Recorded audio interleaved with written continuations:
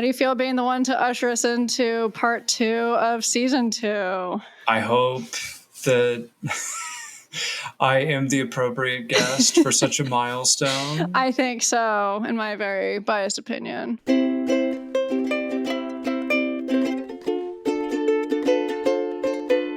Welcome to Nerdlandia. Welcome to Nerdlandia, the podcast that can't stay in one lane. I'm your host, Emily Case Buskirk. Today, we're bringing back Season 1 guest and my spouse, Jared. We have so many bike updates to share, especially our first time doing RAGBRAI about a month ago.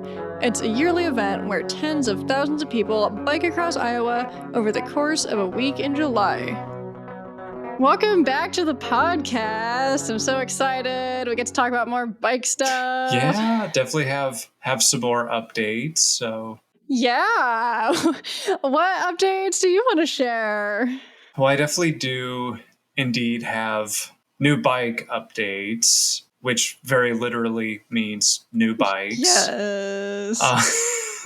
For better, for worse, after we moved and it felt like the garage situation was more locked down, just became a marketplace addict.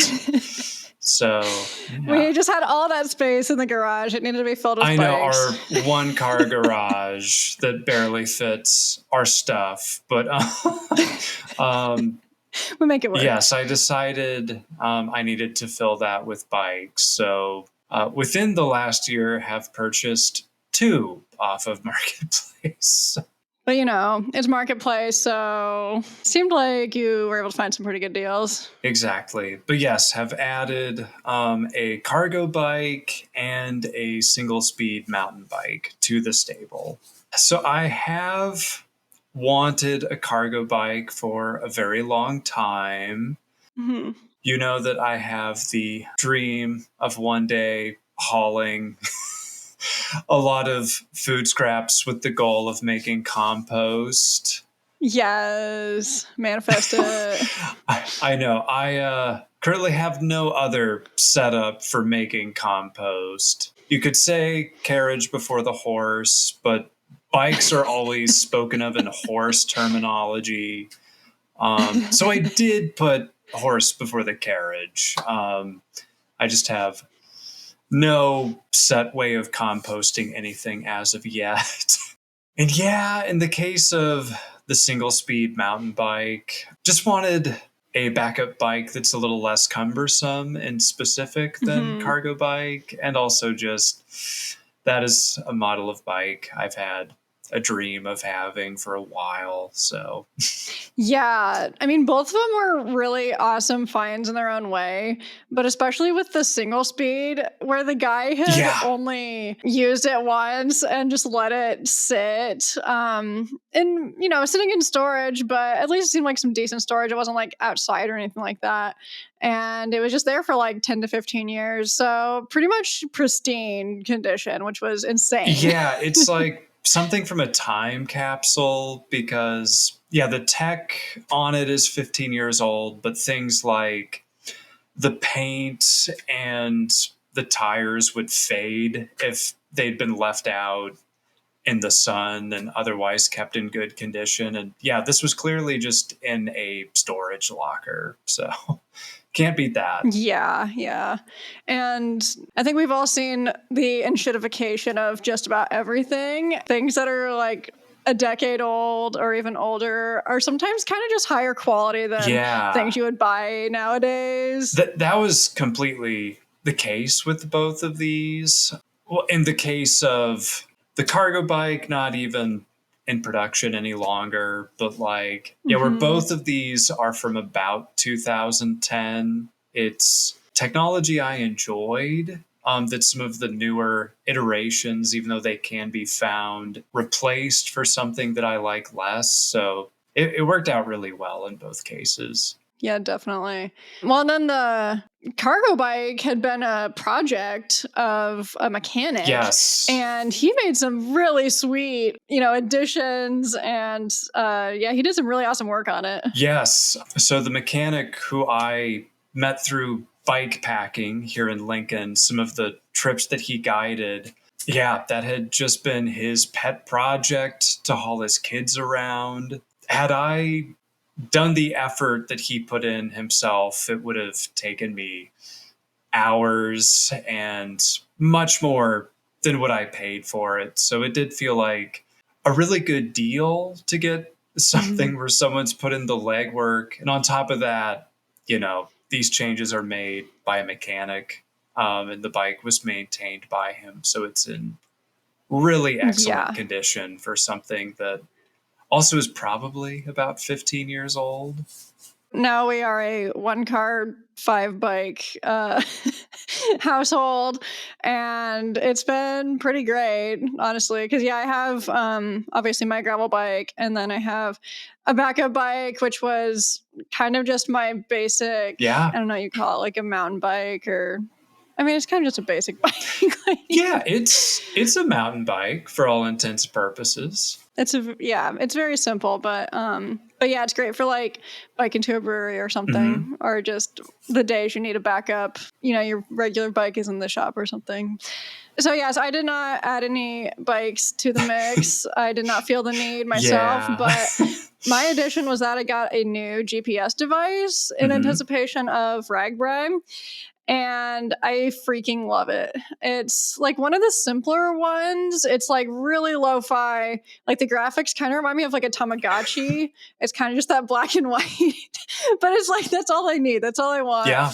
It points where I should go, and it saves my stats for me. And I adore it. Yeah, for only getting to use it for 2 rides so far that we've done, that both have been pretty major. It's already proved itself to be very capable. Yeah. And by rides, you mean like bike events, not just that's true.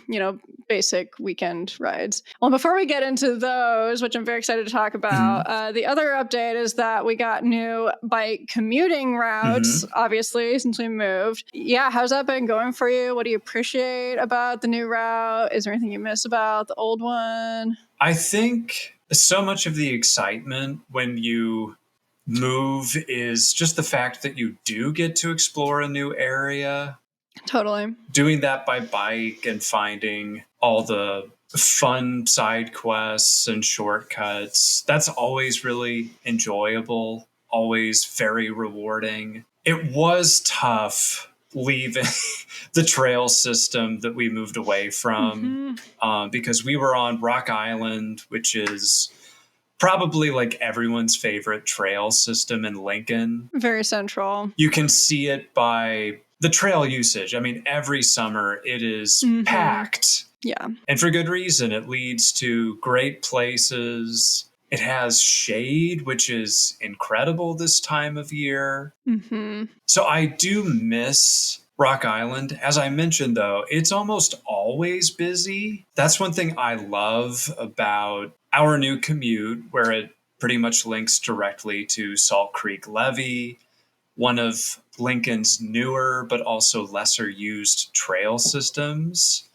So I love that when we are on it together, we can be side by side basically the whole time, along with the lack of trees and surrounding buildings and infrastructure. It is very exposed. It was great training, as we found out getting ready for RAGBRAI, because on hot, windy days like we've had, there's really just nothing that's blocking any of that out away from you. And for whatever reason, it seems anytime you're heading home, there's a headwind. So it is a good character building experience to be heading home like at least probably about 4 miles of your commute just in those conditions. So yes, it was a give and take for sure. With the way you're describing it, you're doing a good job of making sure people stay off of it. No, and it is a great trail system. I love seeing birds out there. The proximity to Salt Creek means you get to see herons and kingbirds, kingfishers. Lots of blackbirds. Geese, of course. Yep. it is fantastic for seeing wildlife. And I do appreciate that it does get us to where we need to go. It is different from what we had before, and that it's maybe not as scenic of an urban trail. It's definitely, you're going to go through more industrial parts of the city. Yeah, that is true. I do like the solitude of it. I like that it has some baby hills. Mm-hmm. It was kind of an adjustment for me too, because my commute got longer. Yeah. It was a really nice, comfy 25 minutes before, and it moved up to like 40-ish. Mm-hmm. So, especially late winter, early spring, when I was trying to get myself into committing to that in those early, not very nice weather mornings, it was just like, oh, this sucks. But I have definitely grown to appreciate it a lot. I like that it's there. We're still close to a lot of stuff, especially when we want to like go on longer weekend rides. We're really well positioned now. I think we're a little bit better off for the day-to-day. We're close to trails, but it's like not quite as convenient. I know. Kind of our main quest for this year has been prepping for RAGBRAI. We decided kind of late April that we were going to jump in and do it. And as part of that, we did some bike events in preparation. For me, it was like getting up to that mileage, knowing I could do that, but then also like just kind of getting to explore some really cool local events, and I think they deserve some airtime. So which one was your favorite? Well, all great in their own way. I know on the podcast you've mentioned Trailathon, which we're doing with Great Plains Trail Network. Really fun excuse to make one of those trails priority for our weekend rides. For sure. That's been enjoyable. Trail Trek was very fun too, even though it was all trails we were familiar with. True. That said, pretty clearly, I think we both really enjoyed the gravel grinder of Cornhusker State Game. It was just so pretty. I've never really seen weeping water before, despite it being very close to us. I just love that it was a laid-back grassroots ride. I didn't see anyone who pulled up with like a $10,000 or $15,000 rig like you see at some of the other local events. It was just fun. It had really good vibes, and that's why I love gravel so much, and especially just those small local gravel events. And yeah, the Trail Trek was on Mopac, and we did a 50-miler, and that one was just good for, I think, not ideal weather conditions, because you just kind of have to get used to that for RAGBRAI of like, the weather's gonna suck, but you're probably gonna have to get on your bike anyway. And yeah, Trail Trek, we had like really hot and really windy weather. So what better RAGBRAI prep could you have? And it was just like 50 miles of super flat trail, which this year's route at RAGBRAI was really, really flat. So it was also good for that. And for me, like flat courses are just really monotonous. And it's really hard for me to find enjoyment in that. So yeah, it was a helpful preparation for me in those ways. For sure. Probably more than we realized in terms of wind and heat. Seriously. Now that we have the benefit of 2020 hindsight, did you have any like big fears or worries that you kind of had a different perspective on now? Yeah, I was nervous about so many things, which is typical for me before every major outing or adventure. Some of them were not well-founded at all, as I learned. I always worry as a directly challenged person about the navigation aspect. Understandable. It couldn't have been easier at RAGBRAI. Not much change in direction. It's very much an A to B style ride. They put up signs, and even if they didn't, I mean, there's just a whole line of cyclists everywhere. So many people. Like you are continuously in a peloton throughout the entire weekend. And week. If anything, it's hard to get away. Week, sorry. You're good. That was a concern I had, was just what it would be like to be surrounded by that many people on bikes.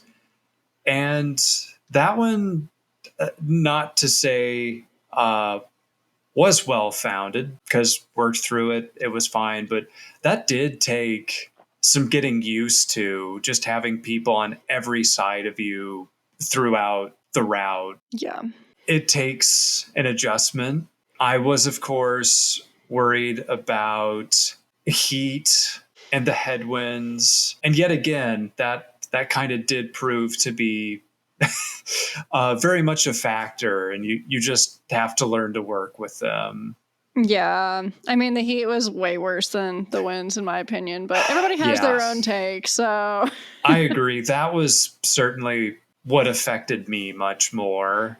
Mm-hmm. Overall, we all got through without any problems. Yeah, definitely. I mean, I'm kind of like the Hulk, except for instead of always being angry, I'm always worried. And I also was worrying about a lot of things.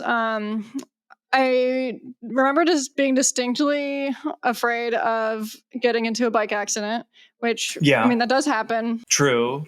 Fortunately, I mean, you just kind of can know your own like speed and like comfort level with certain maneuvers on the road.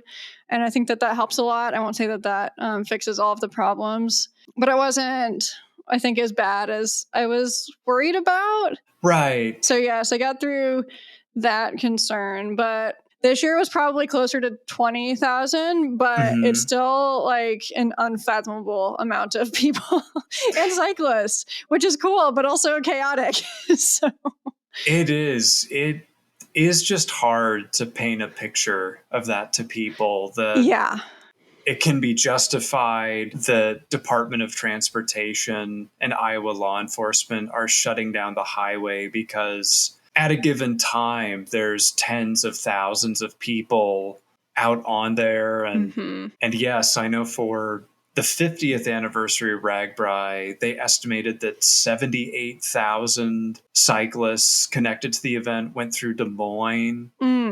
Yeah, trying to explain that to people of like, imagine a huge concert attendance, but like it's people on bikes. So. Yeah. I mean, a couple images that come to mind for me to try to explain it is like, it does kind of feel like a marathon, and like, you know, that the road is packed with people. It's just that it's like all people on bikes. And there are a lot of Iowans who come out to cheer you on, which was like really fun and wholesome to see that. And then the other thing was like, my brain just kept producing the image of like, it's like a river of cyclists. Like you like see the route, and it's just like this constant stream of people going on this route from A to B. And it's pretty cool actually to be all united in that purpose of reaching the end destination every day. And then at the end of the week, I wasn't really expecting to be so energized by that part of it. It was it's just really cool and unique to experience that. Yeah, I agree. That kind of already ties into my next question of like trying to describe RAGBRAI. I guess, is there anything else that you would want somebody to know who hasn't done it before? What it is really is like 30,000 cyclists, mostly looking at rows of corn all day. Occasionally stopping to pee in one.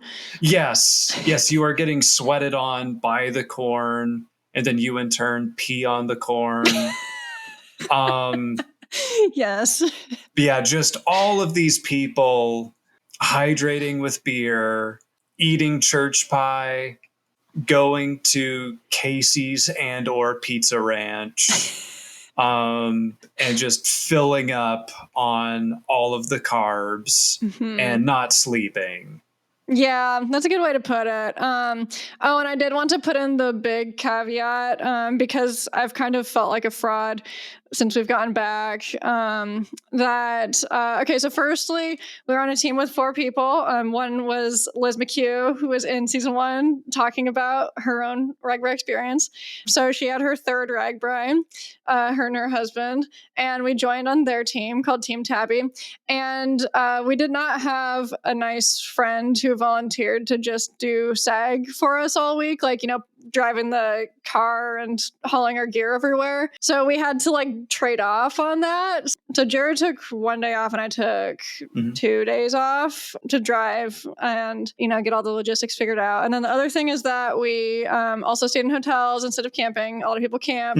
And I think that's one of the things that like saved me because I love camping, but this like high stakes, super crowded camping, I was just like, no, that's not it for me.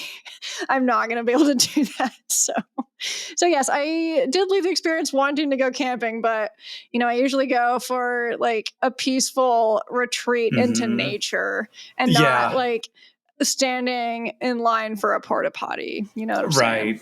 Yeah. Right.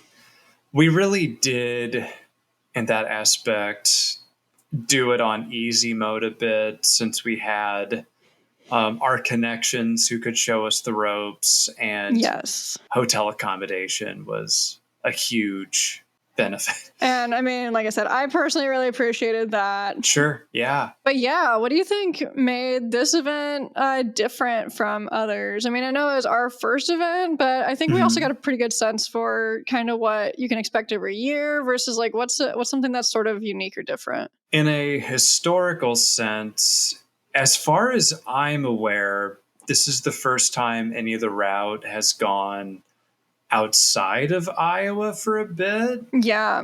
We went through Minnesota a bit on day 2, which was beautiful. I was so glad for that change. We saw amazing prairie in Minnesota. People were just as friendly and accommodating there as in Iowa to RAGBRAI riders. Yeah.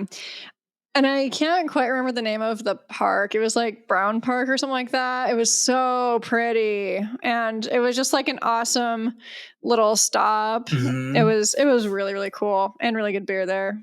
I just remember a totally nondescript name of that park. And then it was extremely nice. Yeah. And so scenic.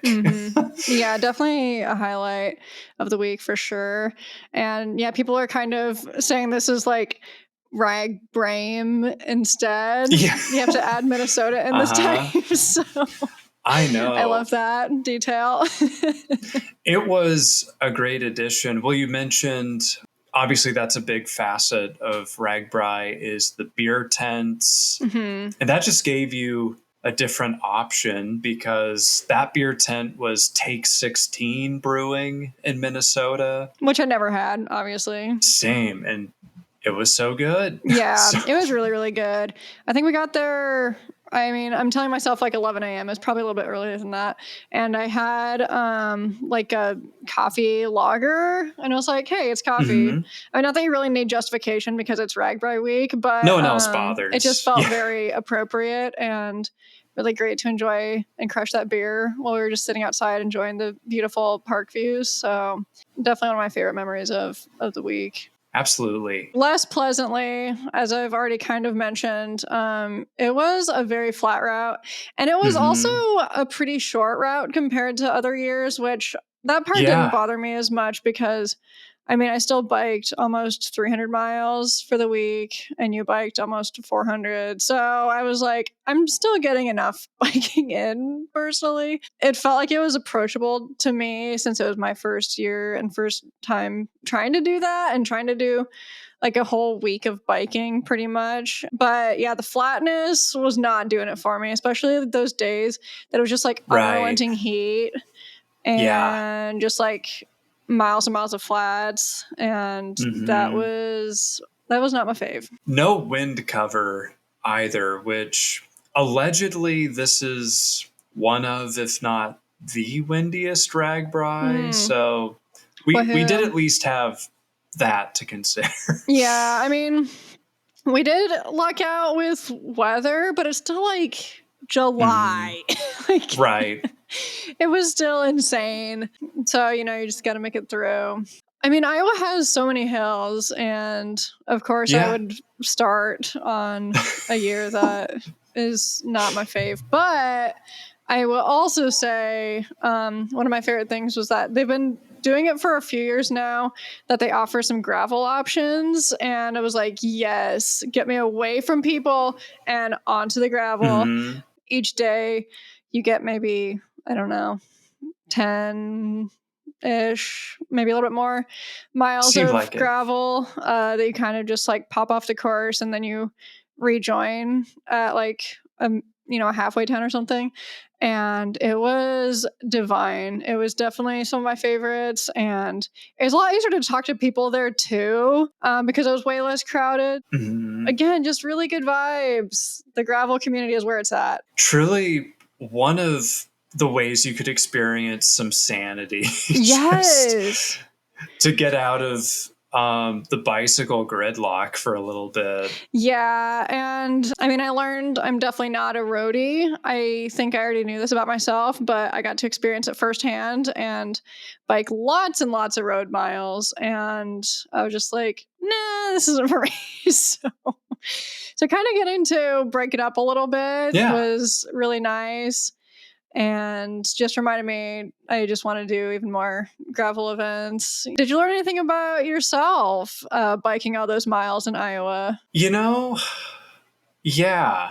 I guess this might be hard to explain without meandering, but that's okay. You can meander. So on our trip into Orange City, our first location where we started the ride, I was just thinking about the playlist we were listening to in the car and how everyone definitely had very upbeat selections. It made me reflect on how, at least for my brain, whatever is in my head during the ride is usually not something very cheery.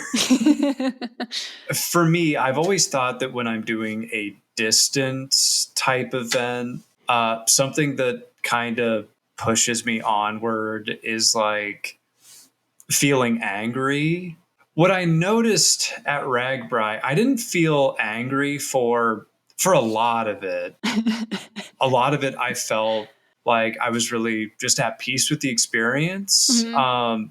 Something about just having the same view a lot of days, Mm-hmm. looking at corn. Like you get kind of into a meditative state. Just you aren't really thinking about the route. You're just going through the motions Mm-hmm. of pushing the pedals and watching the pack of cyclists in front of you. Yeah.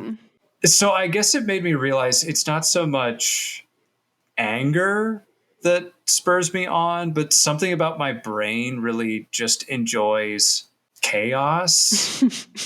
So events like this work really well for my brain, and that chaos just occurs. Weather changes sometimes minute to minute. Strange things come up. Yeah, so it's not a great brain for being locked in the office and staring at Microsoft Teams all day. Right. But for a setting like this, yeah, I found that it was very helpful, and it's not all connected to a negative emotion. Like the chaotic energy is an outlet, but I also find myself enjoying it, if that makes any sense. I think it does. I mean, I just saw you get stronger and stronger every day, whereas I was definitely fading after multiple days of just like really, really, busy crowds and high mileage days. Sure. And, just the goofiness of being on the road and the chaos that comes with that. I sort of perceive it in a different way because when I see like all the cyclists on the road, like my brain just kind of turns it into like biking Tetris of like, okay, how can I like maneuver around these crowds, keep this pace or manage my way through the crowd? Yeah, I know. Totally out of our normal realm. Were there any surprises you encountered or like gems that you found? There were honestly so many, which is in part what made it a great experience. Bit of a sappy answer, but just how many friendly people were ready to receive lycra-clad cycling strangers into their community. Yeah. I really appreciated that. going by small towns or farmsteads, just people who want to not only watch the parade, see the spectacle, they wanted to, in some cases, offer up free water or snacks. Yeah, tell you a bit more about themselves. That was really special. I also just loved seeing some of the Iowa staples. Like at a certain point during the week, you're pretty happy to see a Casey's or a Hy-Vee. Yeah. We learned that Quick Star is amazing. Hell yes. It's basically like Casey's, but better. Yeah. I don't know. It's got just kind of like mini supermarket level selection and lots of like fresh baked goods and foods. And when you're like traveling, it was really amazing to get to, you know, be stuck in a tiny town, then go to this gas station where you can get like really nice sourdough bread. I was like, oh, this is a game changer. So yeah, everywhere. They're all huge. Selection is amazing. Yes. Yeah, some of my favorites, for sure, like the last place that, like the very last time we landed in at the Mississippi River, we found a really, really cool German beer bar, and it was like in a cellar like atmosphere, all stone walls, no like flat walls, like everything was curved. Yeah. Like being in a cave almost. Just a lot of really, really cool stonework, and it seemed really old. I have no idea how old it actually was. And we had imported German beer, and it was just like such a cool way to celebrate being done. And it actually did feel like it was kind of a worthwhile accomplishment then. I did feel like we had some fanfare at the very end. Reaching this really beautiful riverfront town and then finding that German beer bar, it was a really, really cool, unique experience that I feel like I'll remember for a really long time. I feel like even as we closed out the final day, it did make the whole ride in retrospect seem almost cinematic in a way. Yeah, I had some of that. Because I feel like for all of us, the hardest, which in this case, hardest means longest and windiest days, were like right in the middle of the week. Our final day, we started off, of course, with it being very rainy and gloomy. And then the scenery just progressively got more beautiful. Yeah. You enter the gorgeous pastoral countryside of Amish country in northeast Iowa. Driftless area. Yeah, and then going into the driftless area where you see rocky bluffs and valleys, some foresty bits, steep hills, of course. It was just such a dramatic way to end the entire journey. And I couldn't help but commend the route planners on doing that, whether they really meant to or not. It just felt like a very monumental way to finish out the whole week. Yeah, it was really, really cool. And finally, some worthwhile hills. So I the last day really appreciated that. But yeah, still felt worthwhile, even with the lowlights that the week brought. So. It really did. It reminded me so much of in On the Road when Jack Kerouac describes like being in Nebraska and experiencing just small towns and backcountry roads and things being very monochromatic.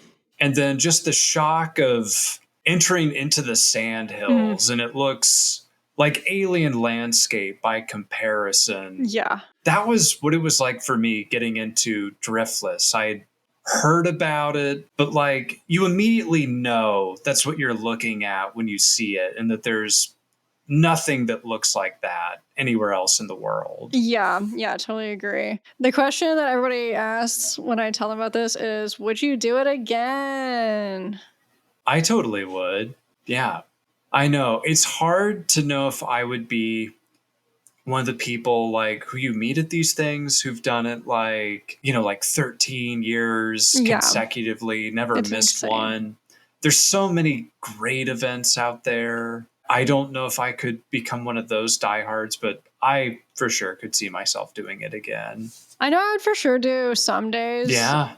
For me, and just like my personal preferences and how I like to ride, I kind of just like to do different events. I don't really like to do the same event year after year. Mhm. And there's a lot of other ones that I'm excited to explore. But the cool thing about RAGBRAI is that they switch up the route. So I could totally see myself doing a long weekend, jumping in on some days involving like Des Moines, for example, or some other Iowa towns that I've been wanting to go to but haven't. Sure. A good excuse for that. But yeah, I also just feel like never say never. It's a pretty cool event, and I think it's something that I'm going to remember fondly for a while, even with the, bumps along the way. Yeah. I know on the whole, it was such a great experience. And I think it's so easy to go in being worried that it's overhyped. And yeah, ultimately for me, I was like, no, it really is a very special experience. Yeah. Honestly, it feels like a lot to say that it's not overhyped because crazy crowds to contend with, but it somehow is worth it. Yes.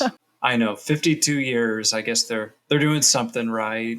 Yeah. Speaking of the upcoming events I am looking forward to, I think we are going to do Golden Ride again because they did change the route completely with some totally different locations. And it supports Bike Walk Nebraska, which I'm really excited for. And then in terms of stuff next year, there's actually a gravel event that's completely for women, which is really cool, called Super Bloom, and that's in Glenwood, Iowa. I think I might have gotten my quota of Iowa for this year. Got plenty of that, but I think it'd be a cool thing to aim for next year and an excuse to do some gravel training. And lastly, I know that there are some Nebraska bike tours that kind of try to emulate RAGBRAI, so I'm pretty curious about those. And I think that those could be really cool. We'll see what next year brings. What events are you looking forward to? Mentioned Golden Ride. Very excited for that. Possibly would like to do Gravel World's Winter Endurance. Which you have done before. I have. So I would like to return to it if it feels like the right time. Yeah. Not an official event. I would like to, within the coming month of September, I would like to ride Wabash Trace. Ooh, yes. Which goes from like Council Bluffs to like the Iowa-Missouri border. I think that town's called Blanchard, something like that. I feel like even Iowa's getting tired of me at this point. But yeah, I'm apparently not quite done there. So wow, that's saying a lot. With that, we are heading into the current favorite segment. What is your favorite thing of the moment? Well, I guess it's cheating, but it is single speeding. Getting back into that. Just continue the bike theme. I know. Yeah, it's a totally bike episode. But yeah, after stepping away from single speed for several years, that's what I rode first when I moved to Lincoln a decade ago. I'm really enjoying picking that back up after a long break and experiencing it with a much more capable bike than what I started with, where you can go basically wherever you want and you're limited only by what your knees can do. So and it's pretty nice being close to Van Dorn Park too, where it has the single track. Yes, that was a huge reason for why I wanted to get a single speed mountain bike is previously I had no way of really making use of that. I think just the fact that you got another orange bike just really, really clenches it that it was meant to be. I am going to divert from bike things for this ending bit. My current favorite thing is also, I guess, kind of an update that I adopted a baby crested gecko. His name is Quince. We don't technically know he's a he yet. So yeah, crested gecko is a new species for me. I had researched it a lot. Obviously, Quince has their own enclosure. and seems to be doing really well right now, and just really, really fun to see how different they are from Ruby. Obviously, they're different species. I knew this, but yeah, just wildly different personalities, and just seeing him like climb all over the place and, take naps and lick water off the leaves and really just living his best gecko life. So yeah, I wasn't really expecting to adopt a gecko this year, but it kind of just came out of nowhere, and I was like, yeah, I totally want to give this gecko the best life that I can. And so far, so good. He really seems to be doing great. Yeah, Thank he you. explores a lot, and it's been fun to see all the spots around the tank that he likes to occupy. Yeah, I know. Because like Ruby is such a creature of habit, so she definitely has her favorite spot. But Quince doesn't seem to have a favorite yet, so it's just like super duper fun to see him out and about. It is. But yeah, anyway, thank you so much for being back. It was great to get to blab about bikes and hopefully get it all out of my system. No promises. Thanks for joining. Yeah, it was great to be here live from our basement. So. Hope you enjoyed hearing us geek out even more about our recent bike adventures. And what activities have you been up to this summer? Reach out to nerdlandia.podcast@gmail.com or say hi on the socials. I'd love to hear from you. Next time on Nerdlandia, we're featuring Kuro Neko desserts. See you then. Nerdlandia is hosted, produced, and edited by Emily Case Buskirk. Theme song and ending credit music by Keith West. Cover art by Ellen Stubbings. Additional music from Pixabay. So yeah, I hope Nebraska gets quick start. Yes, the cashiers had firstly really amazing customer service, but then a cult-like devotion to it, which is hilarious. Yeah. But I think we were told that it's supposed to be coming to Nebraska, so I was like, I'd be for this development.